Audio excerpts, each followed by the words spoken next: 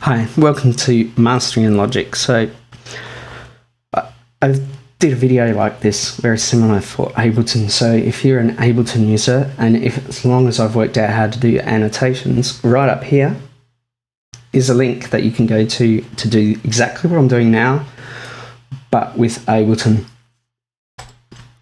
We're going to work on this song of mine called I Wonder. It's exactly the same song that I did in the other video. And what we're going to do is master it. Mastering engineers still have a place in today's world. They are able to use expensive equipment. They've got good rooms and they can get your sound to be a superior quality and probably better than what you could do. But they are prohibitively expensive for, the majority of us, really. What we want to do here, one of the first things we're going to do is, now that we're honorary mastering engineers, we want to think about the signal that we have, not as left and right anymore. The way we think of things is mids and sides. And the best way to think of that is, if you can imagine a column coming straight out of your head like so, anything that's in this area is what's in the mids, and anything on this, from you, basically your ears out, is what's in the side information. And so that's how we think of things now. Let's get started. Now, because we're mastering engineers, we don't use the pleb EQ that mixing engineers use. We use a linear phase EQ. Now, the reason we use this is there's lots of reasons, and they can be quite technical, but really all you need to know is that it's a higher quality EQ that uses more resources. At most, we're going to have 4 of these, and when you're mixing, you could have 1 on each channel. When you can imagine, if you've got 30 channels, that's 30 linear phase EQs. That's going to eat your CPU usage up quick as you can. So because we're doing mastering now, we're only dealing with one stereo file, we can use a linear phase EQ for this job and get better results, better audio results. And so one of the first things we do is a nice sharp slope, and we're going to cut everything from 30 hertz down. A good way of thinking about this is, a lot of people want that information below 30 hertz because they think it's a feeling. You can feel it here in your chest. But really what's happening is, you can imagine a speaker. I'll quick get this at the right angle or it won't look good. Right? You can imagine your speaker going back and forward like this. Right? While your speaker is going back and forward like this at 10 hertz, it's also trying to go back and forward like this at 30 hertz. You can imagine what it's doing is it's trying to rip itself apart, trying to replicate low frequencies that we can't even hear, that we can just feel. Some people will say that, nightclubs and big systems, it's really handy to have those, but I disagree. Let's just, from the outset, strip it, and then we don't have any problems. So from 30 hertz down. Also, what I like to do with the mid information is we don't need as much high information. That higher frequencies is best served out the sides. It gives us more clarity, gives us more cleaner mix. So I like to just bring a shelf in from about 2000 and just a couple of dBs. When you're dealing with mastering, you're dealing with small, broad strokes. You'll find that even a couple of dBs makes a difference. Also, there's a little nasty area, and I want to show you that around the 300, 400, 500 mark. It's the majority when people say that your mix or your master sounds muddy. This is kind of the area, and what I'm going to do is I'm just going to bring up a bell curve, and just around that 300 mark, I'll bring it out and then bring it in so that you can hear it. I'm going to make it really obvious. Hear that? Oh, it's horrible and we hate it. So a good thing to do is kind of find the area where it's really horrible. I'll do that now, and then we're going to bring just a couple of dBs, we're going to notch it out. So everything around there really is not so great. As I said, broad strokes, let's increase the Q. And gentle.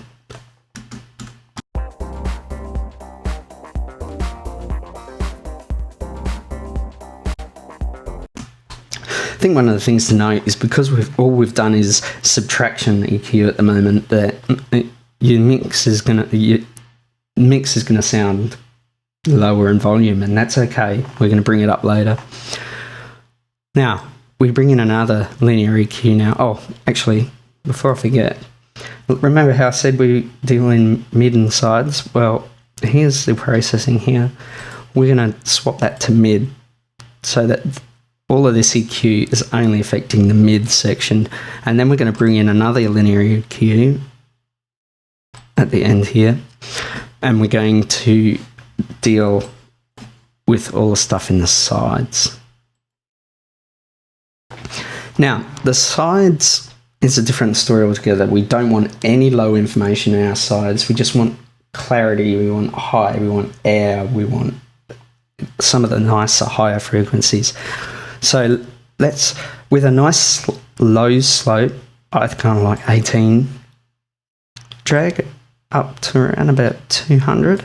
So what's happening is you're kind of still getting this low end information, but it's at a much lower volume. We could probably even push this just a bit further to about 220. Remember, this is only affecting the side information. It's not affecting anything in the middle. And then let's get a shelf at the end here from about 2000. Remember how we cut it in the mid EQ? We're going to bring that back in now on this side EQ.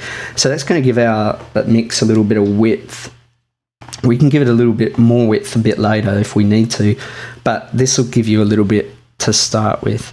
And let's have a listen to that. And what I'll do is, while it's playing, I'll disable these linear EQs here, but just by clicking that, and then I'll bring it back in again and you hear the difference.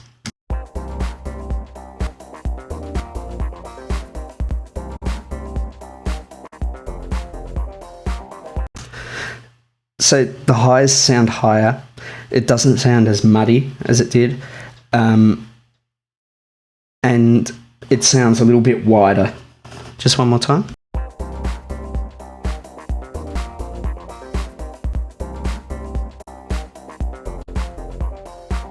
Our next step after a linear EQ, usually what we'd do here is we would bring in a compressor. And the compressor that's really good for this is what's known in the industry as the glue compressor, which is an SSL bus compressor. Now, back in the day, we used to have these big SSL boards, and on the master bus of those boards was a special compressor that was really good at gluing your mix together and making it sound more like a one whole mix instead of separate instruments. And we get that by this vintage VCA. They're not allowed to tell you what board these compressors come from, but you can tell by the knobs that this is an SSL board compressor. It's classic SSL look. Now, this is a really good compressor. This is up there with some of the best third-party plug-in compressors you can get. And its job really, all you really want to do is maybe 1 or 2 dBs of gain reduction. So we want that needle just to hit around the 1 or 2 mark.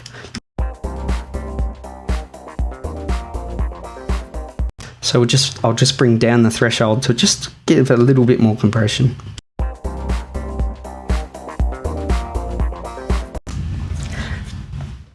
Okay, so I'm going to A-B this, and by that I mean I'm just going to turn it on and off.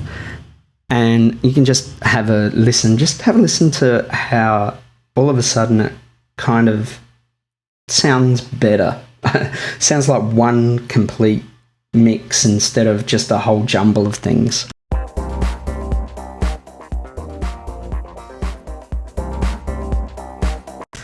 Have a listen to the highs, have a listen to the of the cymbals.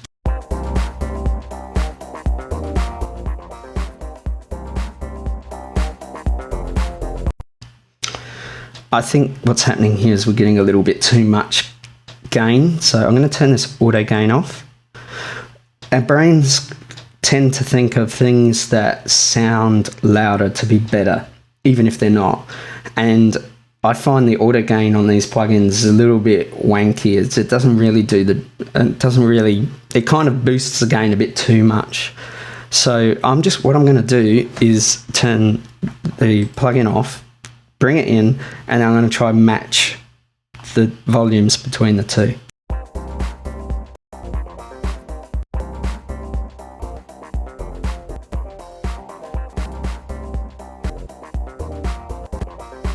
Actually, that's pretty close. So something is a bit weird going on with the audio. Let's drag it out.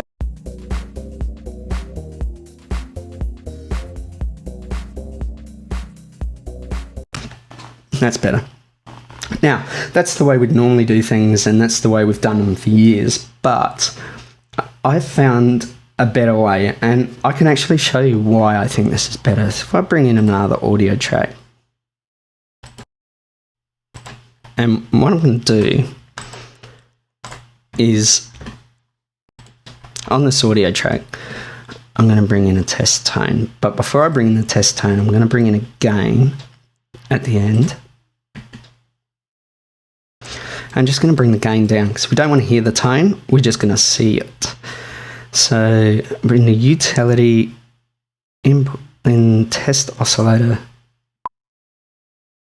Okay, here's a test oscillator. Normally we'd hear this tone now, but because we have got the gain plug-in at the end, we can't hear it. So I'm just going to bring the frequency down so we can see more of it. And I'm going to change it to a square wave. What a square wave is, it's the same as a saw wave. A saw wave is each harmonic up down the spectrum for that one note. What a square wave is every second harmonic. So I'm going to do a video on phase cancellation later, but the best way to understand this is that a saw wave, the harmonics are really close together and they're affecting each other. They're cancelling. There's phase cancellation happening. So there's some things that we're hearing and some things that we're not. A square wave, because every second harmonic is there, we're only getting, there's a bigger gap between the two harmonics. So there's less phase cancellation happening. It's good for a visual because we get to see, if I bring in the Voxengo span here, Logic does have a good spectrometer, but I find Voxengo span is free. Link in the description, and I just find that it looks better. It responds better to things. So you can see there's a big gap between these. This one doesn't have a saw wave, but a needle pulse will show you those extra harmonics. That's more like what a saw wave looks like, except there'd be these peaks here would be up here. So there's less phase cancellation happening, so there's more volume, but more importantly, there's a bigger gap here that we don't get inundated with too much information. Now, what I want to do is I want to bring in that same compressor that we used up there. Notice how these are at different volumes. These aren't all up here. Some of them come down, there's a bump, and there's a bump. What I want to do is I want to bring in between the oscillator and the span. And this is a good test. You can do this test with all your third-party plugins. You can see exactly what is happening. If we bring in the compressor that we had, bring up our span again. Alright, so the one we're doing is the SSL one. Now, let's bring the attack as fast as it can, release as fast as we can. Now, have a look and see how that's brought down the level, the entire level, right? I don't think that that's a fantastic thing to happen. Really, you want it to catch that peak there, but not affect the rest of this. That's the whole point of glue compressing, is that we want this to behave separately to this, to behave separately to this. And we can do that by using multiband compressor. So let's just delete all of this. I'm going to use a multiband compressor, like so. Now, I think 4 bands is too many, so we're going to get rid of the 4th band. And now that we've gotten rid of the 4th band, we're going to bring this up to about 3,000, 2,500. And this one here, we're just going to bring up a little bit as well. So to about 200.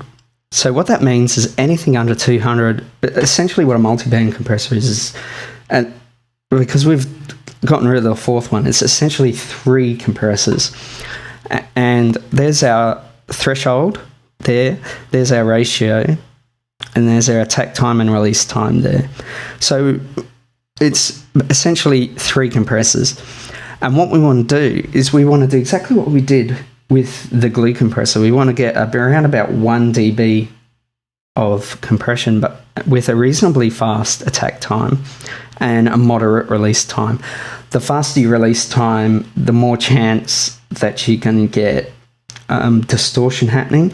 The slower your release time, the more chance you're going to get a pumping effect. A lot of people will say that's a good effect for dance music. I don't like it. I think sidechain compression and volume ducking is better served for that purpose than anything on the mastering stage. So it's more of a mixing decision than a mastering decision. So what we're going to do is I'm going to bring down each one of these thresholds. I'm doing just a little tickle of compression on each one.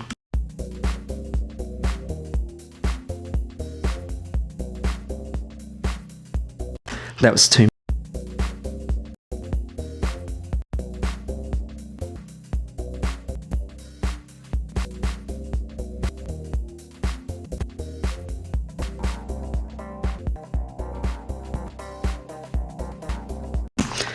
I think it's good to worthy to notice that each one of these is compressing at different times. You can actually see the compression happening. It's a good visual aid. Now, because we've done compression, we need to make up that volume that we got rid of, so that we can have a fair comparison of what it sounds like with and without. So we know we're doing about a dB of reduction, so we're going to add a dB of makeup gain to each of them, like so. So AB with and without.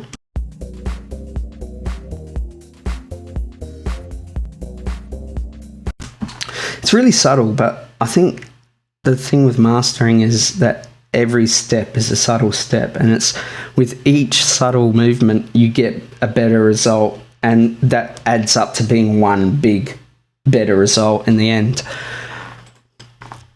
This next step is an optional step. This is a fantastic plugin. I love this. What we're going to do is we're going to saturate our sound. What that means is we're going to give a little bit of distortion, but in a nice, pleasant way. Now, this is totally optional. My suggestion is you try this with and try it without, and you decide which one you like better. Now, I'm just going to find it. Here, in the specialized section, you'll find an exciter. We want that.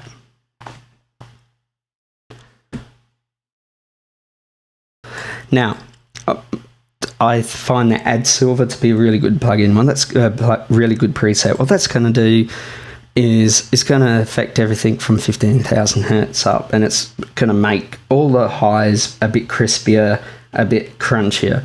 So listen to, especially to the cymbals while I A/B this.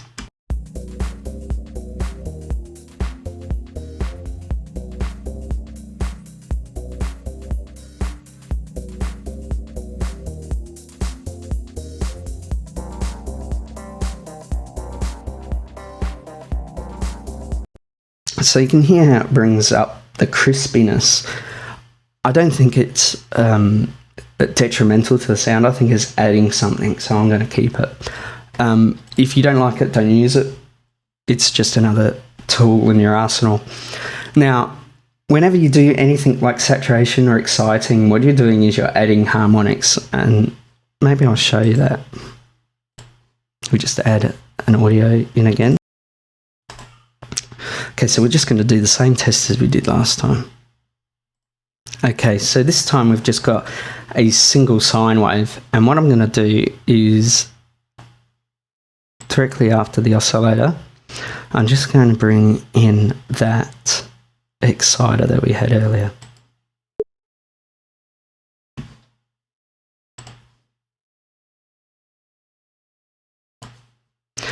Okay. So as we add the harmonics, you can see what it's done here. It's added a nice little harmonic there. If we were to push it harder,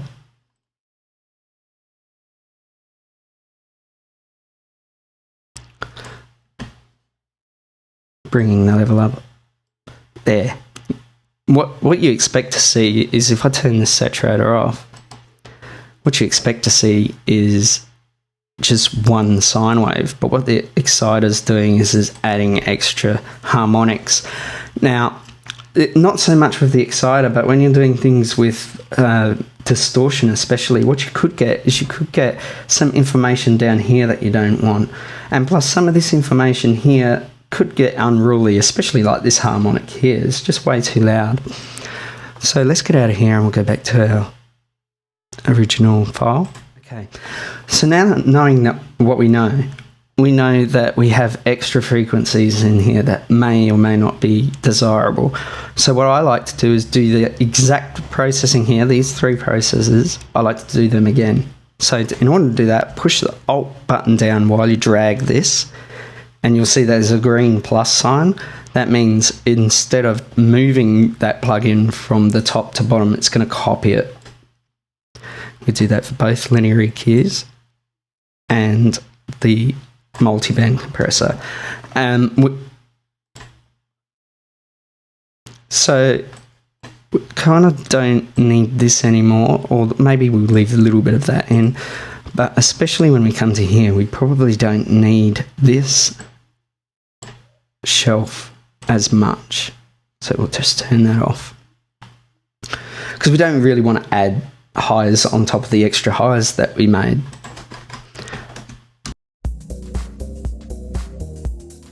And without everything, including the exciter, and then I'll bring everything in.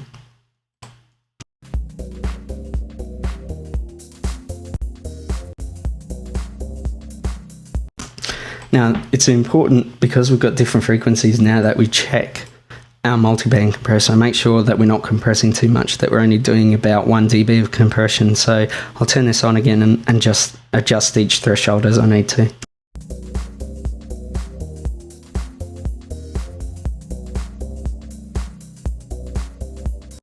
As you can see, there's a lot more high-end information now, but I think it's in a good way. This is a good sound. Okay, so this next section, we're going to spread the stereo field. Now, this is optional. You can do this or not do this. The way we do this normally is we would grab a stereo spread in the imaging section, bring in a stereo spread, and just have a listen to what it sounds like. I'll A/B this for you. That's on. See how everything from the sides is emphasized, but what it's actually doing is it's taking the mid information and it's spreading that out. And we don't particularly want that. We want our mid to stay the same. We don't want it to move. Now, the way I normally would do this is by creating a wet-dry situation, and in Ableton it's quite easy to do that. In here, we don't have like any way of doing that other than by using a bus. So I'm going to pick any bus. Bus 1's fine. Turn it on. Drag that down to infinity. Right, and I'm going to drag this spread in. Turn it on. And now what I'm going to do is bring up this bus, and that's going to feed some of the signal into the spread and widen it for us.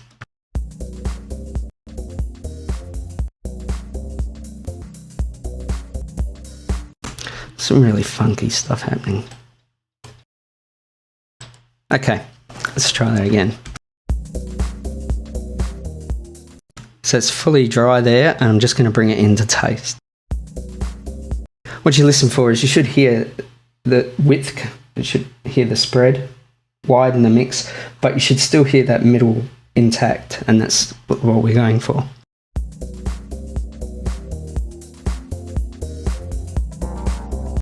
I think that's too much. I think that this mix is reasonably wide as it is, so I'm just going to drag it down a little bit.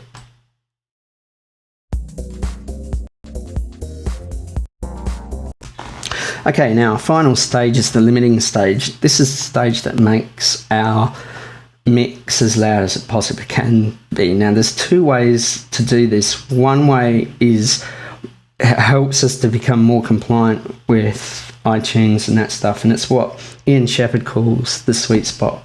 So we can either do that, or we can do the other method, which is just as valid but not as specific. So we're just going to bring in a dynamics limiter, and what our aim is here is we just want to chop off all the peaks. This is a brick wall limiter. It's going to chop them off and really harshly, so we don't want to go overboard with this. So I'm just going to bring up the gain until I see a little bit of gain reduction here. Not a great deal, just a little bit.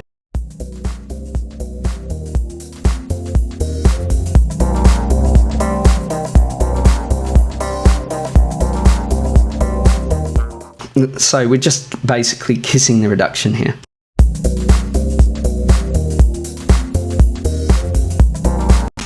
So that's one way of doing it. There is a better way. We're going to bring our gain back to 0. Just before the limiter, I'm going to put in a Klanghelm VU meter. Now, the link is in the description to buy this. This only costs $5, I think. Okay, so we're just going to link these two together. And what my aim is here, we're going to drag this up to 10. That's our sweet spot. That's with these two linked.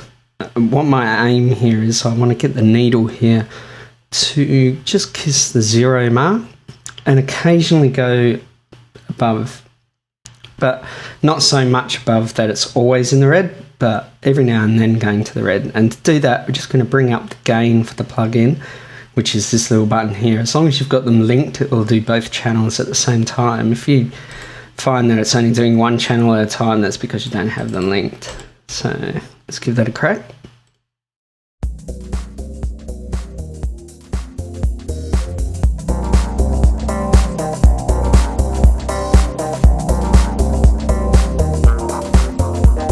So the song's quite dynamic. There's a lot of movement, but I've got it at a spot where I'm happy. And now if we bring up the limiter, we can see that when I push play, with the gain on 0 and the output level at -1,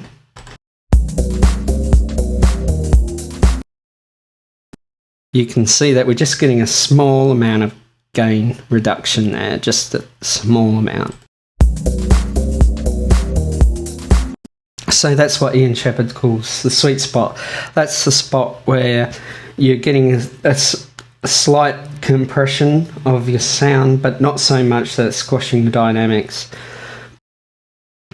So as far as mastering goes, that's about it.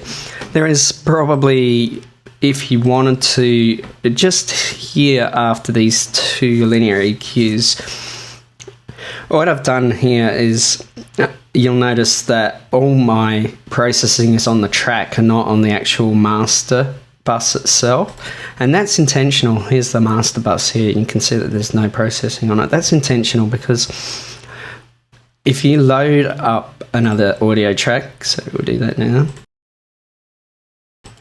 one of the things that you can do is drag a commercial track that you're trying to get your song to sound like, or similar sonically, and you can bring it in here And because all your processing is being done on the track and not on the master, it's whatever is in this audio here is not being affected by any of your processing.